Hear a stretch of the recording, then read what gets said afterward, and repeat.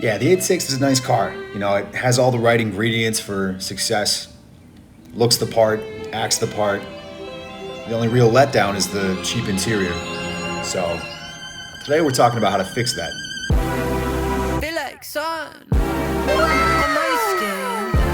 So this is love. I know it is. I know it sounds super. So you're looking to spice up your interior. You know, there's a lot that I like about the 86, especially the second generation. They knew it had to remain affordable. So they cut corners, but only in places where they knew enthusiasts weren't really gonna mind. You know, stuff like driver assist features, electronic parking brake, lane centering systems, automatic rev match downshifting, stuff like this you're not going to find in this car, and that's because the 86 was built for the driver and not for the commute, right? That being said, there's a noticeable lack of creature comforts in these cars, especially, you know, getting close to like cheap territory. Honestly, some of the material quality is pretty poor. So I've got the premium model. You know, you get some extra goodies like the adaptive headlights, the bigger wheels, the spoiler. On the inside, they give you a few things. You get like the heated leather and Alcantara sport bucket seats, and they throw Alcantara on like the tops of your door cards and the gauge cluster. But in terms of, you know, your visual space and the physical touch points that you interact with when you're driving, it's not that big of an upgrade between trims. So today I wanted to do a quick interior update for everybody, just go over some of the work I've done so far to make the interior feel a little bit more special. This week specifically I wrapped my A-pillars in Alcantara to match the door cards and the gauge cluster. I'll show that install here. I'm just going to leave it rolling in the background.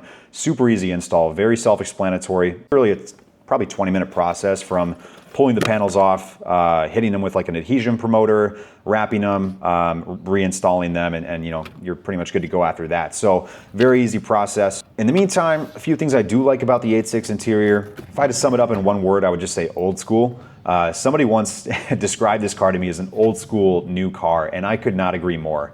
You've got a totally adjustable driving position, a real e-brake. It's a small steering wheel with minimal buttons, and the buttons that you do have are actual physical tactile buttons. None of that haptic feedback shit that every other automaker is doing right now. I also really like that the center screen is actually integrated into the dash. It's cheap, the UI is not great, but if you never leave Apple CarPlay, you're really not missing much. I also like that the gauge cluster is, you know, fully reconfigurable in sport mode. That too is also integrated and covered, as opposed to looking like a giant iPad was just slapped on the dash in the last phase of production. So really like that. It just kind of contributes to that feeling of a cockpit, right? Everything is close and snug. I can reach my touchscreen without leaning forward. E-brake is right there, downshift right there.